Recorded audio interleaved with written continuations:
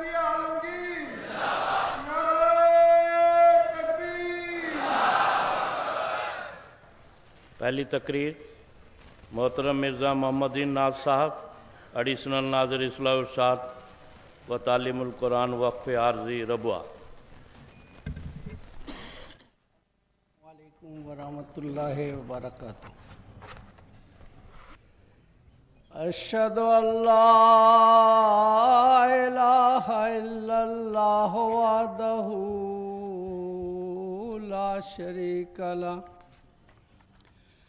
واشہد ان محمدًا عبدہ ورسولہ۔ اما بعد فاعوذ باللہ من الشیطان الرجیم۔ بسم اللہ الرحمن الرحیم۔ من المؤمنین رجال صدقوا ما عاهدوا اللہ علیہ فمنهم من قضى نحبه ومنهم من ينتظر وما بدلوا تبدیلا۔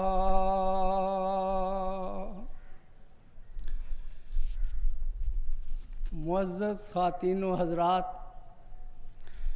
خاکسار آج سیرت حضرت حمزہ رضی اللہ تعالیٰ عنہ اور سیرت حضرت مرزا شریف احمد صاحب رضی اللہ تعالیٰ عنہ کے بارے میں اپنی گزارشات پیش کرے گا۔ محفل نو نوش طرب انگیز تھی۔ ایک رقاصہ کی خوش ہلان راگنیوں سے محفل کا رنگ جمع ہوا تھا۔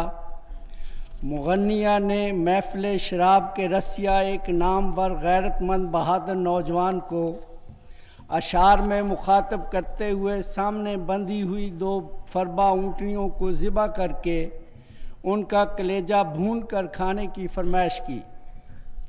اس نوخیز نوجوان نے نشہ کی حالت میں بے اختیار اونٹنیوں کی کوہانیں کاٹ ڈالیں اور کلیجہ نکال کر پیش کر دیا۔ یہ اونٹنیاں حضرت علی رضی اللہ تعالیٰ عنہ کی تھیں۔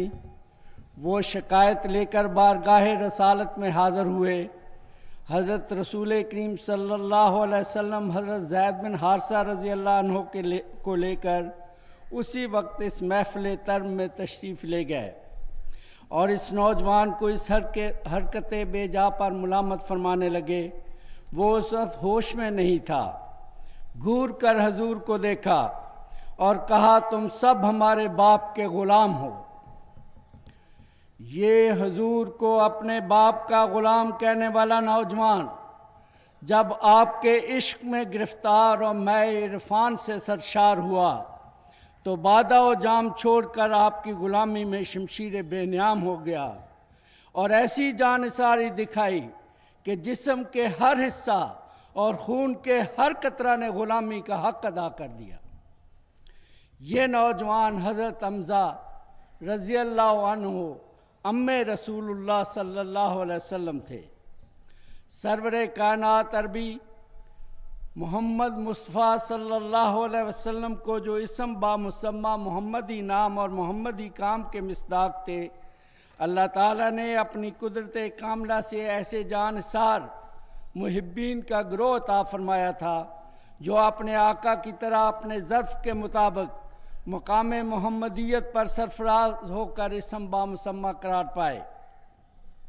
انہی جانثاروں میں ایک نام سید الشہداء اسد اللہ اسد الرسول حضرت حمزہ بن عبد المطلب رضی اللہ عنہ کا ہے، جنہوں نے حمزہ ہی نام اور حمزہ ہی کام کے مصداق ہو کر منہم من قضا نحبہ کی تعبیر میں جان کا نذرانہ دے کر اللہ تعالیٰ سے رضی اللہ عنہم و رضو عنہ کا ابدی اور لازوال انعام پایا۔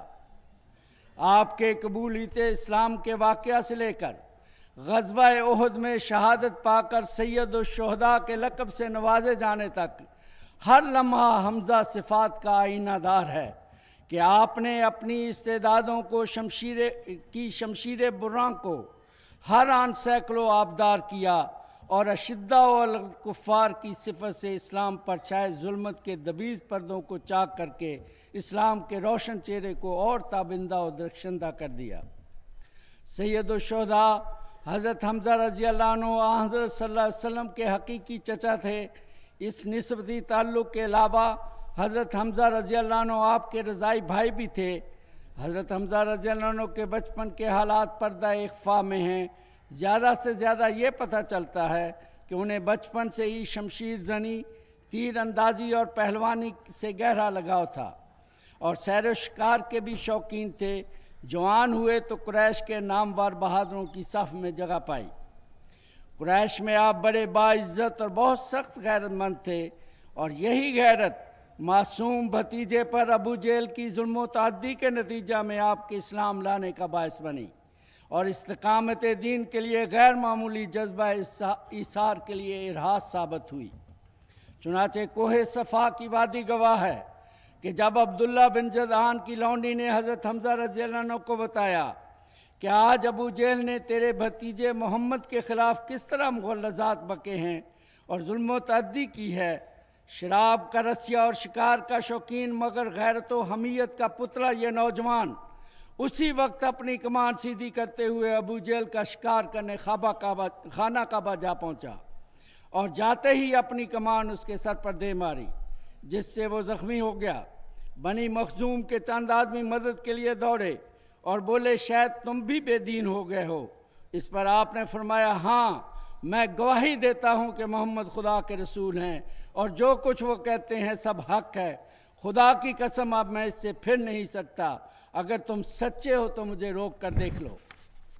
یہ اسلام کا وہ زمانہ تھا جس میں مسلمان سخت ابتلاؤں اور مصائب کی چکی میں پس رہے تھے، اور حضرت صلی اللہ علیہ وسلم ارقم بن ابی ارقم کے مکان میں پناہ گزین تھے، اور مومنوں کا حلقہ صرف چند کمزور ناتوان ہستیوں پر محدود تھا۔ لیکن حضرت حمزہ رضی اللہ عنہ کے اضافہ سے دفعتاً حالت بدل گئی اور کفار کی مطلق العنان دست درازیوں اور ایذا رسانیوں کا سدباب ہو گیا۔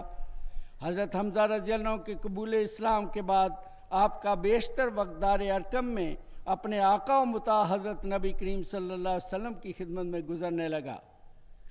ایک روز آپ بارگاہ نبوی میں حاضر تھے کہ حضرت عمر رضی اللہ عنہ نے دار ارقم میں آستانہ نبوی پر دستک دی۔ چونکہ شمشیر بکف تھے اس لیے صحابہ کرام کو تردد ہوا، لیکن اس شیر خدا نے کہا کچھ مذائقہ نہیں، آنے دو، اگر نیک ارادے سے آیا ہے تو بہتر، ورنہ اسی کی تلوار سے اس کا سر قلم کر دوں گا۔ وہ اندر داخل ہوئے اور بفضل عزت مشرف با اسلام ہوئے۔ ساتھ نبوی میں مشرکین مکہ نے بنو ہاشم اور بنی المطلب کو شیب ابی طالب میں معصور کیا، تو حضرت حمزہ رضی اللہ عنہ بھی 3 سال تک معصوری کے زہرہ گداز مصائب اور علام جھیلتے رہے۔ 13 نبوی کو جب حضور نے صحابہ کرام رضوان اللہ علیہم اجمعین کو مدینہ کی طرف ہجرت کی اجازت مرحمت فرمائی، تو حضرت حمزہ رضی اللہ عنہ بھی دیگر اکثر صحابہ رضی اللہ کے ساتھ حضور کی ہجرت سے کچھ عرصہ پہلے ہجرت کر کے مدینہ منورہ تشریف لے گئے۔ مدینہ میں قریش کی نقل و حرکت اور ریشہ دوانیوں سے باخبر رہنے کے لیے نبی کریم صلی اللہ علیہ وسلم کو مہمات کی ضرورت پیش آئی، جن میں حضرت حمزہ رضی اللہ عنہ کو غیر معمولی خدمت کی توفیق ملتی رہی، اور خدائی تقدیر کے تحت حمزہ نام ہونے کی وجہ سے آپ کو آبدار حربی صلاحیتوں اور خداداد شجاعت کے جوہر دکھانے کے نہایت اچھے مواقع میسر آئے۔ چنانچہ اسلام میں پہلا علم بردار ہونے کی سعادت بھی حضرت حمزہ رضی اللہ عنہ کا نصیب ٹھہری، جب رمضان 1 ہجری میں حضرت رسول کریم صلی اللہ علیہ وسلم نے 30 سوار حضرت حمزہ کی عمارت میں ساحلی علاقے کی طرف اس غرض سے روانہ فرمائے کہ وہ قریش کے اس قافلے کی مزاحمت کریں جو اس زمانہ میں ابو جہل کی سرپرستی میں شام سے مکہ آ رہا تھا۔ اس قافلے میں 300 سوار تھے۔ بعض روایتوں میں اس مہم کو سریہ حمزہ کا نام دیا گیا۔ صفر 2 ہجری میں حضرت رسول کریم صلی اللہ علیہ وسلم پہلی دفعہ تقریباً 60 یا 70 صحابہ کرام کے ساتھ قریش کی نقل و حرکت میں سد راہ ہونے کے لیے غزوہ ودان یا غزوہ ابوا کے لیے تشریف لے گئے۔ اس غزوہ میں بھی حضور نے حضرت حمزہ رضی اللہ عنہ کو فوج کا قائد اور علمبردار بنایا۔ اسلامی فوج کے ابواء پہنچنے سے پہلے ہی قریش کا قافلہ وہاں سے آگے بڑھ چکا تھا، اس لیے جنگ و جدال کا موقع پیش نہ آیا۔ اسی طرح 2 ہجری میں غزوہ عشیرہ پیش آیا، جس میں حضرت رسول کریم صلی اللہ علیہ وسلم نے 150 صحابہ کرام کی معیت میں قریش مکہ کی گوشمالی کے لیے مقام ذوالعشیرہ تشریف لے گئے۔ اس میں بھی علمبرداری کا طرہ افتخار حضرت امیر حمزہ کے دستار فضل و کمال پر آویزاں تھا۔ حضرت حمزہ رضی اللہ عنہ نے بنی نجار کی ایک انصاری خاتون خولہ بنت قیس سے شادی کی۔ نبی کریم صلی اللہ علیہ وسلم ان کے گھر میں حضرت حمزہ سے ملاقات کے لیے تشریف لے جایا کرتے تھے۔ حضرت حمزہ رضی اللہ عنہ نے متعدد شادیاں کیں۔ 2 ہجری میں حق و باطل کا پہلا معرکہ غزوہ بدر پیش آیا۔ حضرت حمزہ رضی اللہ عنہ کی شجاعت اور بہادری کے جوہر اسلامی غزوات میں خوب کھل کر سامنے آئے۔ حضرت علی رضی اللہ عنہ بیان کرتے ہیں کہ کفار کی تعداد مسلمانوں سے قریباً 3 گنا تھی۔ رات بھر رسول کریم صلی اللہ علیہ وسلم خدا کے حضور آذانہ دعاؤں اور تضرعات میں مصروف رہے۔ جب کفار کا لشکر ہمارے قریب ہوا اور ہم ان کے آمنے سامنے صف آرا ہوئے تو عتبہ بن ربیعہ، اس کا بھائی شیبہ بن ربیعہ اور اس کا بیٹا ولید بن عتبہ تلواریں ہلاتے ہوئے نکلے اور مسلمانوں کو دعوت مبارزت دی۔ اس پر حضرت رسول کریم صلی اللہ علیہ وسلم نے قائدانہ بصیرت، کمال دانش مندی اور عالی حوصلگی کا مظاہرہ کرتے ہوئے فوراً اپنے عزیز و اقارب میں سے حضرت حمزہ رضی اللہ عنہ، حضرت علی رضی اللہ عنہ اور حضرت عبیدہ بن حارث المطلبی رضی اللہ عنہ کو فرمایا، اٹھو اور آگے بڑھو۔ حکم کی دیر تھی کہ تینوں نبرد ازما بہادر نیزوں کو حرکت دیتے ہوئے اپنے اپنے حریف کے مقابل کھڑے ہوئے۔ حضرت حمزہ نے پہلے ہی حملہ میں عتبہ کو واصل جہنم کیا۔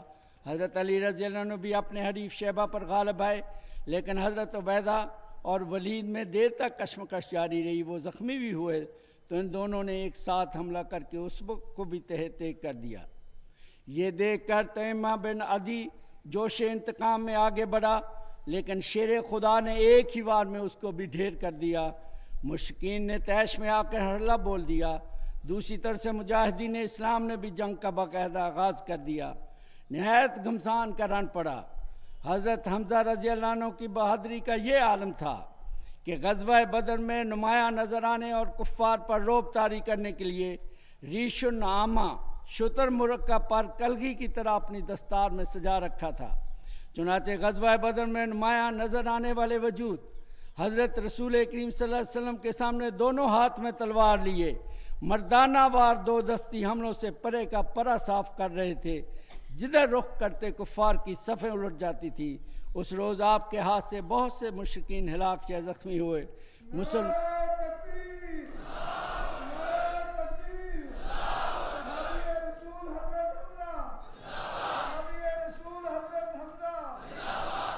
مسلمانوں نے چند ساعتوں کی لڑائی کے بعد کفار کو شکست فاش دی۔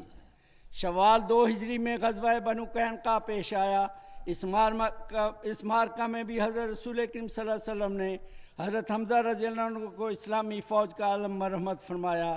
چنانچہ وہ شروع سے لے کر آخر تک نہایت شجاعت اور استقلال کے ساتھ علم برداری کے فرائض سر انجام دیتے رہے۔ غزوہ بدر کی شکست فاش نے مشرکین قریش کے اسب غیرت کے لیے تازیانہ کا کام کیا اور جوش انتقام سے برانگیختہ ہو کر 3 ہجری میں قریش کے 3000 کفار پر مشتمل لشکر عظیم نے پھر مدینہ منورہ پر چڑھائی کی۔ حضرت سرور کائنات صلی اللہ علیہ وسلم نے اپنے 700 جانثاروں کے ساتھ نکل کر احد پہاڑ کے دامن میں اس کو روکا۔ اس موقع پر بھی حضرت حمزہ رضی اللہ عنہ فوج کے ایک دستے کے افسر مقرر ہوئے۔ لڑائی کا باقاعدہ آغاز ہوا تو حضرت حمزہ رضی اللہ عنہ غزوہ احد میں بھی 2 تلواروں سے لڑ رہے تھے اور ساتھ کہتے جاتے، میں اللہ اور اس کے رسول کا شیر ہوں۔ کبھی آپ دائیں اور بائیں حملہ آور ہوتے تو کبھی آگے پیچھے۔ حضرت حمزہ رضی اللہ عنہ لاشوں پر لاشیں گراتے رہے۔ آپ نے اس غزوہ میں 30 دشمنان اسلام کو تہہ تیگ کیا۔ غزوہ بدر میں حضرت حمزہ رضی اللہ عنہ کے ہاتھوں اکثر صنادید قریش مارے گئے تھے، اس لیے مشرکین مکہ سب سے زیادہ ان کے خون کے پیاسے تھے۔ چنانچہ جبیر بن مطعم نے ایک غلام واشی نامی کو اپنے چچا تیمہ بن عدی کے انتقام کے لیے خاص طور پر تیار کیا تھا۔ چنانچہ وہ ایک چٹان کے پیچھے گھات لگائے یہ انتظار کر رہا تھا کہ کب حضرت حمزہ رضی اللہ عنہ اس کی زد میں آئیں اور وہ نیزہ چلائے۔ اچانک ایک موقع پر آپ کو ٹھوکر لگی اور پشت کے بل گر گئے۔ عین اس وقت وحشی نے تاک کر اپنا حربہ ان پر پھینکا جو ناف میں لگا اور پار ہو گیا، اور ان کی مقدس روح عالم بالا کو پرواز کر گئی۔ عتبہ بن ربیعہ کی بیٹی ہند نے اپنے باپ کا انتقام لینے کے لیے نظر مان رکھی تھی کہ مجھے موقع ملا تو میں حمزہ کا کلیجہ چباؤں گی۔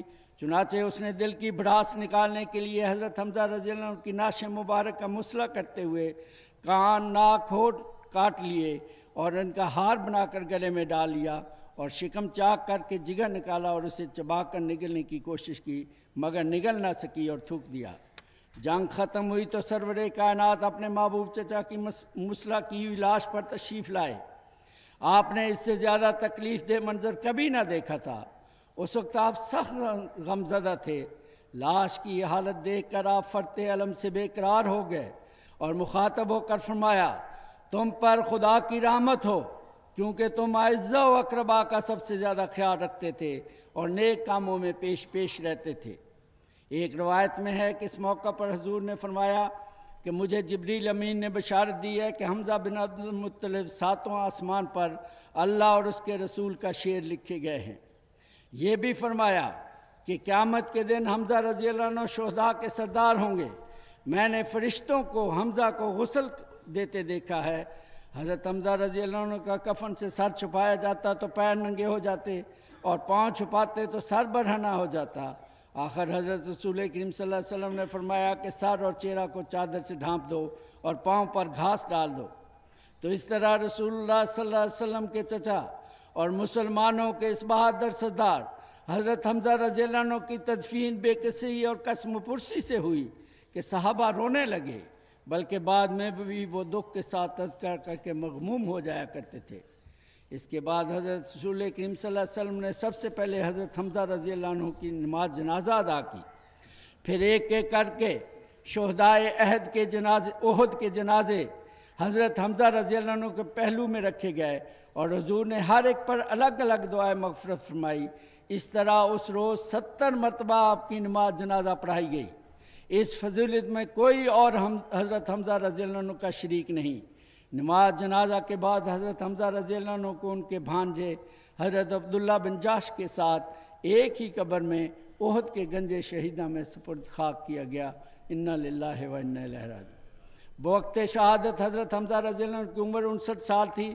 مستدرک حاکم میں حضرت عبداللہ بن عباس رضی اللہ عنہ سے روایت ہے کہ حضرت رسول کریم صلی اللہ علیہ وسلم نے فرمایا، میں گزشتہ رات جنت میں داخل ہوا تو دیکھا کہ حمزہ ایک تخت کے اوپر تکیہ لگائے بیٹھے ہیں۔ حضرت حمزہ کے صحیفہ اخلاق میں غیرت مندی، شجاعت، جان بازی، بے خوفی، صلہ رحمی، حب رسول اور شوق جہاد سب سے نمایاں ابواب ہیں۔ مبدأ فیض نے انہیں سپاہیانہ اوصاف و خصائل سے نوازا تھا۔ دور اولین کی طرح دور آخرین میں سیدنا حضرت محمد مصطفیٰ صلی اللہ علیہ وسلم کے عاشق صادق سیدنا حضرت مرزا غلام احمد صاحب مسیح موعود علیہ السلام کی قوت قدسیہ سے بھی جوان مرد اور جان سار فدائیوں کی ایک جماعت پیدا ہوئی۔ آپ نے فرمایا، صحابہ سے ملا جب مجھ کو پایا۔ ملا کے لفظ میں اس کمال مشابہت اور مماثلت کی طرف اشارہ ہے جو آخرین کو اولین سے ہے۔ چنانچہ اس دور میں بھی ایک شریف النفس، اسم بامسمہ، تخت نشین بادشاہ، کمپنی دستے کے کمانڈر، سیر و شکار کے ماہر تجربہ کار اور امام وقت کی حفاظت میں سپر وجود حمزہ صفات کے جامع پیدا ہوئے، جن کا اسم گرامی حضرت صاحبزادہ مرزا شریف احمد صاحب رضی اللہ تعالیٰ عنہ ہے۔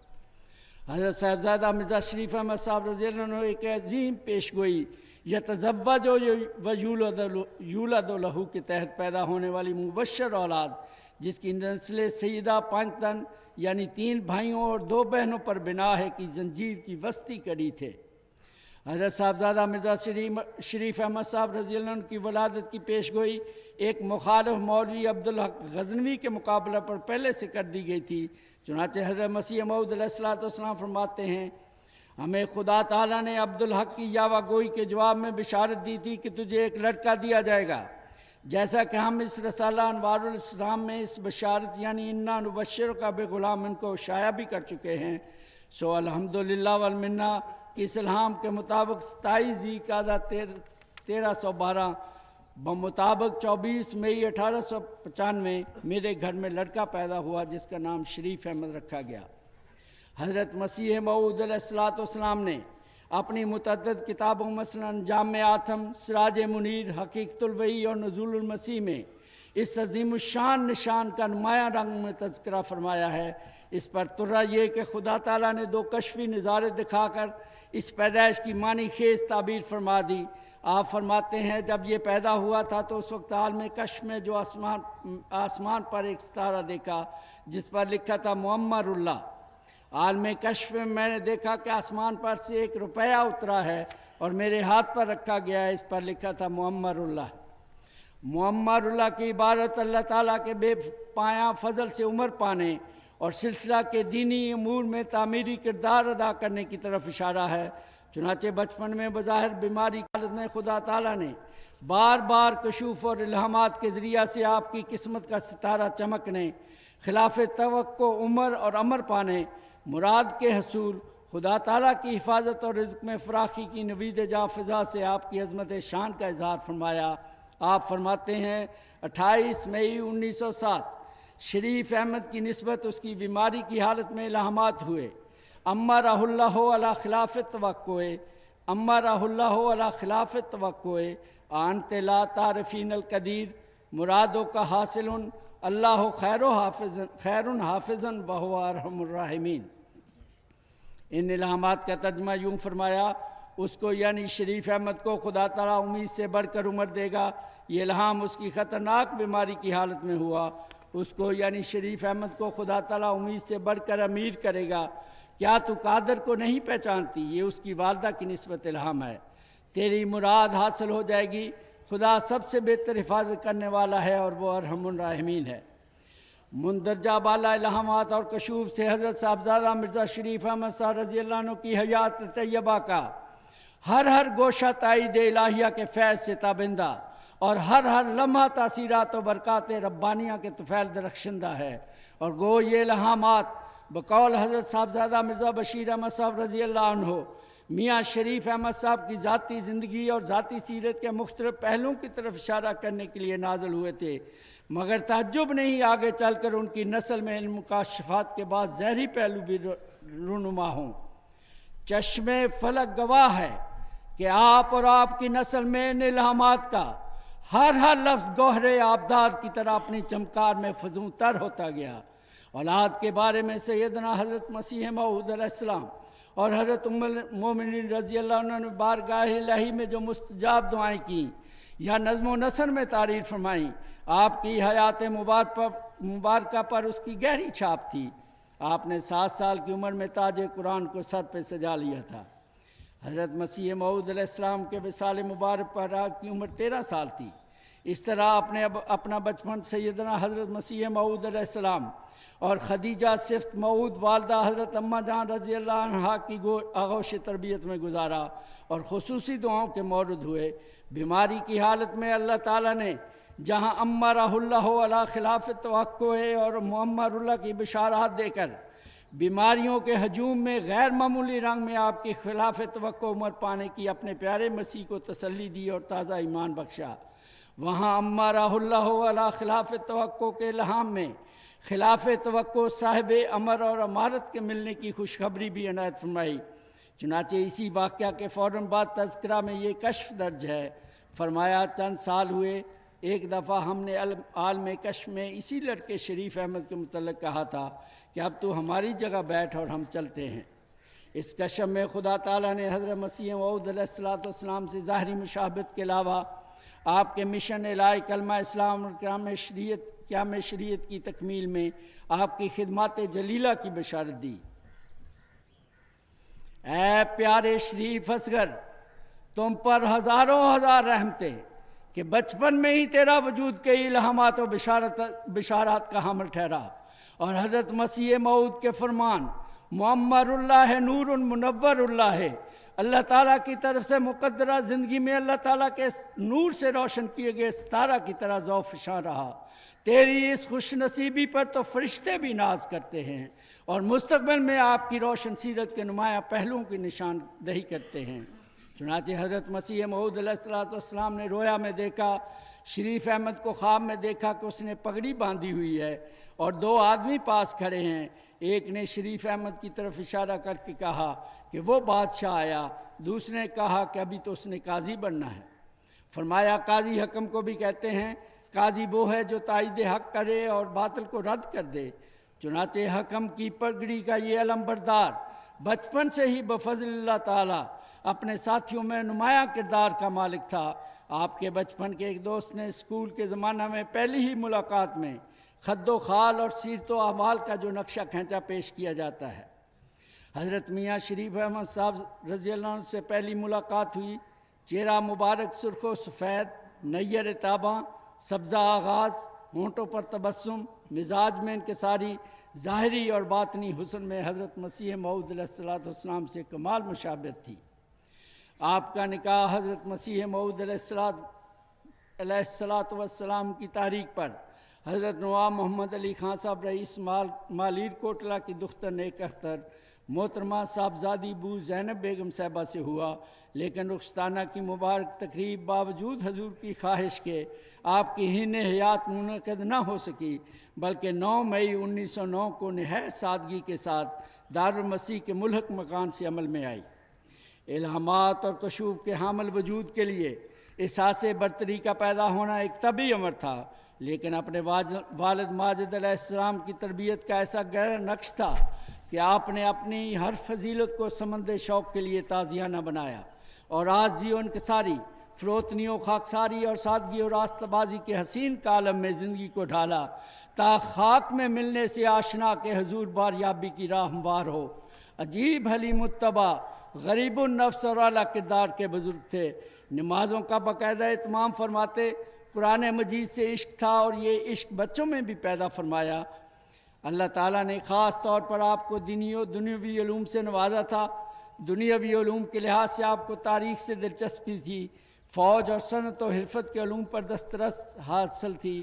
قادیان میں آپ نے پرسیجن مینوفیکچرنگ کمپنی کے نام سے ایک کارخانہ بھی جاری کیا تھا جو بڑا کامیاب تھا۔ کچھ نئی مصنوعات بھی تیار کی تھیں جو بڑی مقبول ہوئیں۔ اس ضمن میں آپ کا وجود جماعتی تربیت میں بھی کبریت عامر تھا۔ آپ نے نوجوانوں میں خاص طور پر قومی خدمت کا جذبہ پیدا فرمایا اور ان کو فوج میں بھرتی ہونے کی ترغیب و تحریک دلائی، جس کے نتیجے میں سینکڑوں احباب باعزت زندگی گزارنے اور قوم کی خدمت سر انجام دینے کے قابل ہو سکے، جو آپ کا صدقہ جاریہ ہے۔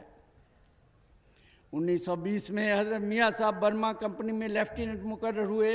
ابتدائی ٹریننگ لے کر بہت جلد فہیم اور نکتہ رس کمانڈر کے طور پر متعارف ہوئے۔ امبالہ چھاؤنی میں ٹیریٹوریل فورس کی احمدیہ کمپنی آپ ہی کے زیر کمان تھی۔ بندوق کے نشانے میں آپ یکتا روزگار تھے۔ آپ کے پاس ایک تمغہ تھا جو تمام فوج سے نشانہ بازی میں اول آنے پر ملا تھا۔ دوسری جنگ عظیم میں قادیان میں صنعتی اور تجارتی ترقی کے لیے اسلحہ کا کارخانہ بنایا۔ انگریز کمپنیاں بھی ٹھیکے پر آپ سے جنگی سامان لیتی تھیں۔ جماعت کی جسمانی اور فوجی تربیت میں جس طرح آپ نے بے مثال کردار ادا فرمایا، اسی طرح اخلاقی اور روحانی تربیت میں بھی آپ کی خدمات سنہری حروف سے لکھے جانے کے قابل ہیں۔ چنانچہ حضرت میاں صاحب ناظر اصلاح و ارشاد، ناظر تعلیم و تالیف و تصنیف اور ناظر خاص 3 اہم نظارتوں کے انچارج رہے۔ نظارت تعلیم اور نظارت اصلاح و ارشاد، یہ دونوں سیغے دراصل حضرت مسیح موعود علیہ السلام کے براہ راست مشن کی تکمیل کے لیے تھے، اور الہام اب تو ہماری جگہ بیٹھ کے تابع باوجود بیماری اور نامساعد حالات کے آپ اس مشن کی تکمیل میں اپنی تمام صلاحیتوں اور استعدادوں کو بروئے کار لاتے ہوئے آخری سانس تک اہم دینی خدمات بجا لاتے رہے، اور نظارت خاص کا اجراء احرار کے فتنے سے اٹھنے والے حشر سامہ منصوبوں کا مقابلہ کرنے کے لیے ہوا تھا۔ آپ نے اپنی حسن تدبیر سے تردید باطل کر کے قاضی نام رکھے جانے کی تقدیر کو تابندہ کر دیا۔ آپ قاضی کے عہدے پر بھی فائز رہے۔ الہام میں آپ کو بادشاہ بھی قرار دیا گیا۔ حدیث شریف الغنى نفس کی روشنی میں خدا تعالیٰ نے آپ کو دل کی ایسی سلطنت عطا فرمائی تھی کیا آپ القاسم واللہ یوتی کے مصداق کی حقیقی تصویر تھے۔ سنت یوسفی کی تبع میں آپ کو راہ مولا میں اسیری اور قید و بند کی آزمائش سے بھی واسطہ پڑا۔ 1953 میں 2 ماہ کی سخت قید برداشت کی اور تاریک کوٹھری اور تاریک راتوں کو اپنی دعاؤں کی تاثیر اور اپنی پلکوں کی تنویر سے روشن رکھا، اور جیل میں ہر روز مجلس علم و عرفان سے اپنے ساتھیوں کو پرعزم رکھا۔ آپ صاحب کرامت، مستجاب الدعوات اور متوکل اللہ بزرگ تھے۔ بچپن سے ہی خلافت سے محبت، احترام اور اس کے استحکام کی جوت آپ کے سینے میں منور تھی۔ امسال جلسہ سالانہ UK میں شمولیت کی سعادت حاصل ہوئی تو خاکسار نے حضرت خلیفۃ المسیح الخامس سید اللہ تعالیٰ بن العزیز کی خدمت اقدس میں حضرت میاں صاحب کی سیرت کے بارے میں اپنے مبارک کلمات ارشاد فرمانے کی درخواست کی تو حضور نے فرمایا، میرے دادا حضرت مرزا شریف احمد صاحب جب فوت ہوئے تو میں 11 سال کا تھا۔ آپ نے خلافت کی محبت اور احترام اپنے عمل سے ثابت کر کے دکھایا۔ جب میں 9 سال کا تھا تو فرمایا کہ میرے ساتھ چلو، حضرت خلیفۃ المسیح ثانی کو ملنے جانا ہے۔ آپ مسجد مبارک کے پچھلے دروازے پر کھڑے ہو گئے اور فرمایا، اوپر جاؤ اور اطلاع کرو کہ میں آیا ہوں۔ اس روز حضور کی چھوٹی آپا کے گھر باری تھی۔ حضور ناسازی طبع کے سبب لیٹے ہوئے تھے۔ حضور کی اجازت پر بستر کے قریب ان کے لیے کرسی رکھ دی گئی۔ جب میں بلا کر لایا تو آپ نے کرسی ایک طرف کر دی اور نیچے دری پر بیٹھ گئے۔ چنانچہ آپ نے حضور سے کچھ باتیں کی، مجھے علم نہیں کہ کیا باتیں ہوئیں۔ آپ کھڑے ہوئے، بڑے ادب و احترام سے پیچھے ہوتے گئے اور اجازت لے کر تشریف لے گئے۔ یہ نہیں کیا کہ بھائی کا گھر ہے بغیر اجازت اندر چلے جاؤ، بلکہ پہلے اجازت طلب کی اور پھر بڑے ادب و احترام کو ملحوظ رکھتے ہوئے ملاقات کی۔ یہ واقعہ میرے ذہن میں نقش ہو گیا کہ خلافت کا احترام کس طرح کرنا چاہیے، اور خواہ بھائی ہو، خلافت کا ادب و احترام مقدم ہے۔ زرعی زمین تھی، وہاں جاتے وقت مجھے ساتھ لے جاتے، لیکن شعوری طور پر والدہ صاحبہ کا مقام اور احترام واضح کرنے کے لیے باوجود بڑا ہونے کے اور بلا اجازت ساتھ لے جانے کے پہلے والدہ صاحبہ سے خود اجازت لیتے کہ یہ میرے ساتھ گھر سے باہر جا رہا ہے، اور پھر مجھے فرماتے کہ والدہ صاحبہ سے اجازت لو، تا اولاد کے دلوں میں والدہ کا مقدس مقام اور اس کی اطاعت کا جذبہ اجاگر ہو۔ آپ نے اولاد کی تربیت میں بھی کوئی کسر اٹھا نہ رکھی۔ حضرت مسلم موعود فرمایا کرتے تھے کہ میاں شریف احمد صاحب نے خلافت کا احترام اور اس کی حفاظت کا تعلق نمایاں طور پر خود اپنے اندر بھی پیدا کیا اور اپنی اولاد کی آسن انگ میں تربیت کر کے ان میں بھی اس جذبہ کو زندہ رکھا۔ حضرت مرزا شریف احمد صاحب نے وفات سے قبل بڑی لمبی بیماری کاٹی اور اسے غیر معمولی صبر، شکر اور ہمت کے ساتھ برداشت کیا۔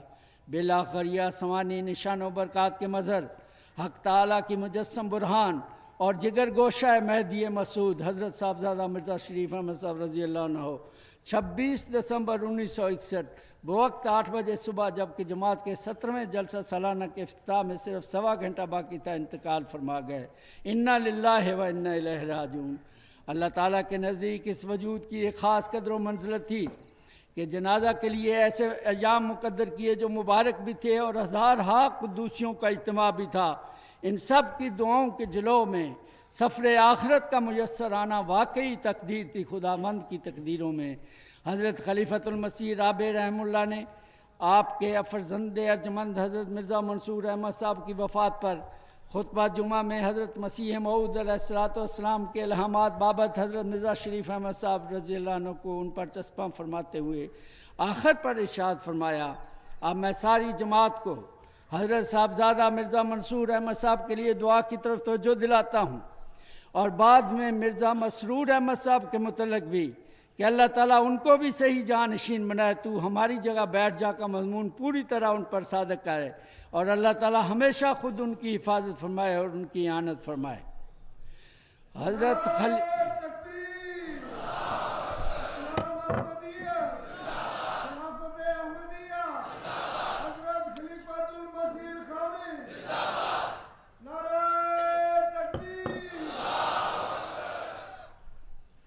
حضرت خلیفۃ المسیح رابع کی زبان مبارک سے نکلی ہوئی یہ اثر انگیز دعا کروڑوں قدوسیوں کے آمین کی جلو میں عرش الہی سے ٹکرائی تو امر ہو گئی، اور چند ہی سالوں میں حضرت مسیح موعود علیہ السلام کی الہامات کی حقیقی تعبیر کی صورت میں نزول فرما ہوئی۔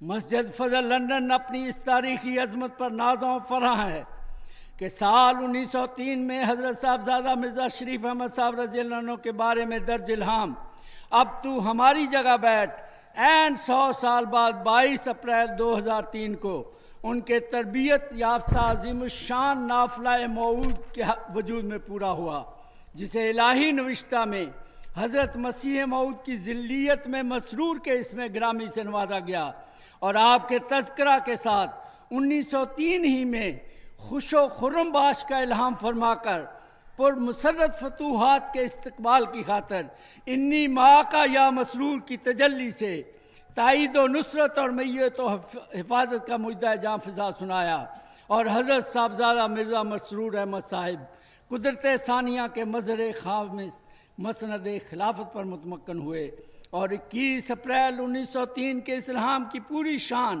آب و تاب سے دمک اٹھی کہ تاہا دعویٰ تمکنا فی السمائے، کہ یہ بات آسمان پر قرار پا چکی ہے، تبدیل ہونے والی نہیں۔ وہ بادشاہ آیا اور قاضی حکم و عدل کا نمائندہ بننے کا شرف بھی آپ کے مقدر میں تھا۔ مولانا غلام رسول صاحب راجکی کی روایت ہے کہ ہم بیت مبارک قادیان میں حضرت مسیح موعود علیہ السلام کے ساتھ بیٹھے ہوئے تھے کہ سامنے سے حضرت صاحبزادہ مرزا شریف احمد صاحب رضی اللہ عنہ کو آتے دیکھا، جو ان دونوں بچے تھے۔ تو حضرت مسیح موعود علیہ السلام نے فرمایا کہ وہ دیکھو بادشاہ آ رہا ہے۔ تو مولانا صاحب کہتے ہیں کہ ہم نے عرض کی کہ وہ تو مرزا شریف احمد صاحب ہیں۔ حضرت مسیح موعود علیہ السلام نے فرمایا کہ یہ بادشاہ ہوگا، اگر یہ نہ ہوا تو اس کا بیٹا ہوگا، اور وہ نہ ہوا تو اس کا پوتا ضرور بادشاہ ہوگا۔ اے غانا کی سرزمین تجھے مبارک ہو کہ اس پیشگوئی کا تاریخی ظہور اور عظیم الشان انقلاب اور غلبہ احمدیت کی نمایاں جھلک تیرے مقدر میں تھی کہ 100 سالہ خلافت جوبلی کے اہم سال میں جلسہ سالانہ کے مبارک موقع پر ساری دنیا کا پرچم لوائے احمدیت بین الاقوامی اقلیم روحانی کے بادشاہ حضرت صاحبزادہ مرزا مسرور احمد صاحب اید اللہ تعالیٰ بن نصر عزیز لہرا رہے تھے، اور غانا کے صدر مملکت عزت مآب جان کفر مملکت غانا کا پرچم لہرا رہے تھے۔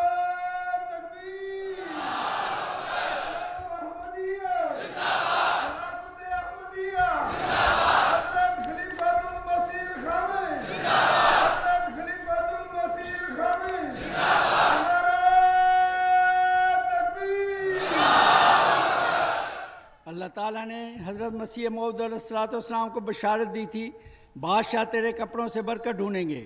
کپڑوں کی تعبیر متبعین سے بھی کی جاتی ہے، اور یہ بات اظہر من الشمس ہے کہ خلیفہ وقت سے بڑھ کر اس کا اور کون مصداق ہو سکتا ہے، اور برکت سے حقیقی مراد خداداد فراست و بصیرت سے ان کا عالم کی رہنمائی کرنا اور صراط مستقیم دکھانا ہے۔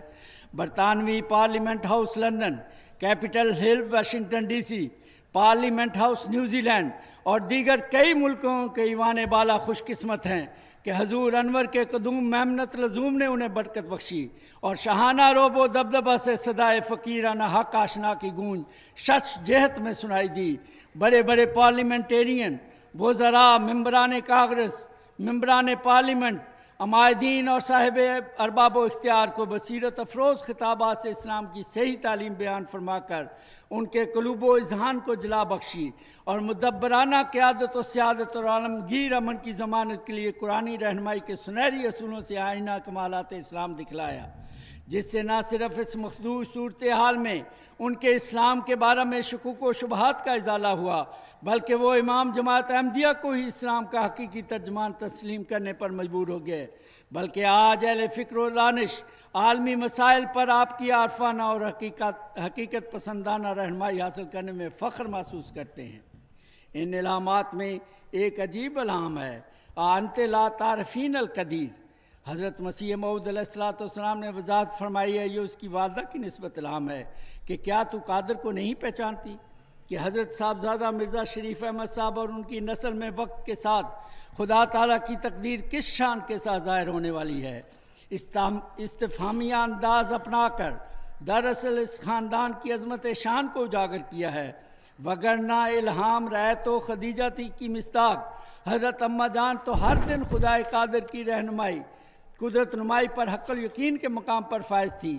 دراصل یہ حمزہ تعجبیہ ہے، اور اہل لغت و کشف کے نزدیک مؤنث یا تانیث کی علامت دنیا پر دلالت کرتی ہے کہ اے اہل دنیا، جماعت احمدیہ کی 7 سالہ تاریخ پر مشتمل حضرت مرزا مسرور احمد اید اللہ تعالیٰ بنصر کا بصیرت افروز خطاب اور تاریخ ساز عہد نو کی تضرعانہ پکار، جماعت احمدیہ کی روز افزوں ترقی اور خدائی افضال و اکرام کی مسلسل اور موسلا دار بارش کا ایمان افروز ذکر و اذکار، اور عصر حاضر میں شرق و غرب میں بلند و بالا ایوانوں میں ذل جری اللہ کی للکار۔ تعجب ہے کیا اب بھی خدائے قادر کی قدرت نمائی اور ہے رضائے ذات باری اب رضائے قادیان کی جاری تقدیر کی معرفت سے تم ماری ہو۔ الہام کا اگلا حصہ ہے مرادوں کا حاصلن کہ جماعت کا احمدیہ کا غلبہ اب تقدیر ہے خدا بند کی تقدیروں سے، اور خلافت خامسہ کے زرعی عہد میں ہونے والی فتوحات اس عظیم الشان غلبہ کے حصول میں مہمیز کا کام کر رہی ہیں، کیونکہ جہاں وہ بادشاہ آیا درج ہے وہاں متواتر فتوحات کے الہامت کا تذکرہ ہے، اور جہاں انی ماں کا یا مسرور فرمایا وہاں ساتھ ہی وزان الناس تحت اقدام کا، یعنی ہم نے لوگوں کو تیرے قدموں کے نیچے رکھ دیا۔ الہام فرمایا گویا حضرت مسرور کے زمانہ میں دنیا اپنے مقاصد کی کامیابی کے لیے در خلافت پر جبین نیاز جھکانے پر مجبور ہوگی، اور ہر اہم کام میں شمع خلافت کے نور فراست سے رہنمائی کو اپنی مشعل راہ بنائے گی۔ پس اے شمع خلافت کے پروانوں اور امن کے سفیروں، اٹھو اور ملائے اعلیٰ کی صدا انی ماں کا یا مسرور سے ہم نوا ہو کر بارگاہ خلافت سے اٹھنے والی ہر آواز پر اخلاص و وفا اور دل کی گہرائیوں سے انی ماں کا یا مسرور، انی ماں کا یا مسرور کا عارفانہ نعرہ لگاتے ہوئے جانو مالو آبرو خلافت کے قدموں پر نشاور کر دو، تا مسرت و شادمانی، امن و آشتی، صلح و راستی، لطف و عنایت اور رشد احداث سے پوری کائنات کی فضائیں معطر ہو جائیں، اور اسی روحانی بادشاہ کے عہد زرعی میں تمہارے ذریعہ سے دنیا میں آسمانی بادشاہت قائم ہو جائے۔ آمین یا رب العالمین۔ وآخر دعوانا ان الحمدللہ رب العالمین۔